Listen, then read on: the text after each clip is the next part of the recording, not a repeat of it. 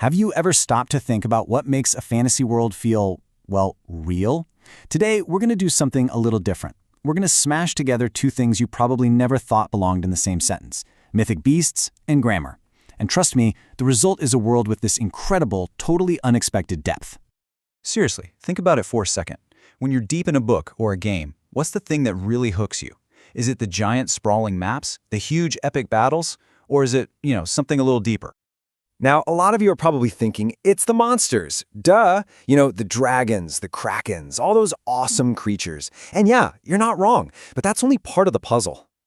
The real magic, the secret ingredient, is actually the grammar that names them. I know, it sounds kind of nerdy, but stick with me. We're going to see how a few simple language rules can inject so much life, so much history, and real identity into these legendary creatures. Okay, so first things first. We need our foundation, our language system.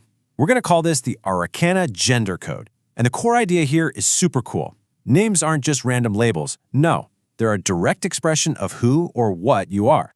So in this language, the way a word sounds is tied to what it means. Check this out. The feminine suffixes, endings like a or I, they're not just there for show. They actually carry this vibe of grace, intuition, and flow. Like the name Samaya, it means mist healer. You can almost hear that softness in the name, right? Now, on the flip side, you've got the masculine suffixes o, a, oi. These just feel more solid, more grounded. They scream strength, stability, a real presence. For example, mataro, that means star guardian. That hard R sound, that O at the end, it just feels powerful, And this is where it gets really interesting. It's not just a simple male/female split. There are neutral suffixes like ow and oo. These are for beings that are outside that binary. We're talking spirits, abstract ideas, or non-binary folks. A name like Lomao, a cloud speaker, it just has this otherworldly, balanced feel to it, doesn't it? All right, we've got our language rules locked and loaded. Now it's time to bring on the talent. Let's meet our cast of characters. We need some monsters to name, and boy, do we have some elemental titans that are just perfect for this. Okay, first up, we're diving deep into the ocean. This is a being of incredible power, shrouded in mystery. Get ready for the Vazkidra. And this is no ordinary sea serpent, okay? We're talking an aquatic sea drake. The lore says it was born from the tears of a moon goddess. It commands both water and moonlight, and it guards these sacred underwater temples. So remember that mix. It's got grace, but it's also got some serious power. All right, so we're leaving the cold ocean depths and soaring way up to the blistering peaks of a volcano. Brace yourselves for the Ashwing Tyrant, the Salruk. The Solruk is basically the polar opposite of the Vast Hydra. This thing is all about fire, ash, and just raw, brutal power. Volcanic tribes actually worship it as a kind of test, a bringer of trials.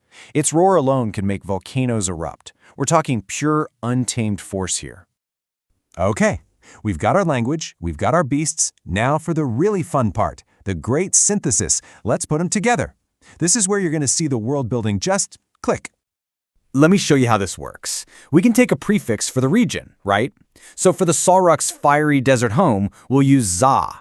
Now we just add our gender suffixes. And all of a sudden, Salruk isn't just a monster type. It could be Zalameo, a powerful male version, or Zalamia, a more graceful female, or even Zalamiyao, a sacred neutral spirit of the volcano itself. See, every single name tells a totally different story. And this is so powerful because changing a suffix isn't just a grammar tweak. It's a major story beat. Like, look at this. You have Jarneo, a male fighter. The O tells us he's strong, direct. But what if his name changes to Jarnei? That feminine E suffix tells us something huge has shifted. Maybe he's chosen a more poetic, intuitive path. The language itself is telling us his entire identity has evolved. And that right there, that leads us to the most powerful part of this whole system. It helps you build a world where identity isn't locked in place. It's fluid, it's dynamic. It can actually change as the story unfolds. Just imagine this for a second. A kid is born and given the neutral name Ravalao. But then they go through a coming-of-age ritual, a massive moment in their life. And afterwards, their name is changed to Ravala to show they're now seen as a maiden.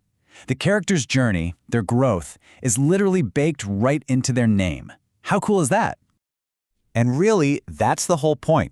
Deep, convincing world building isn't just about the big, flashy stuff like giant monsters and thousand-year histories. It's about how all the tiny pieces, the language, the lore, the culture, all link up to tell a much, much richer story. So next time you're building a world, or even just a single character, I want you to try this. Don't just think about what to call them. Ask yourself why they're called that. What stories, what secrets, what deep truths about your world are just waiting to be told by its grammar?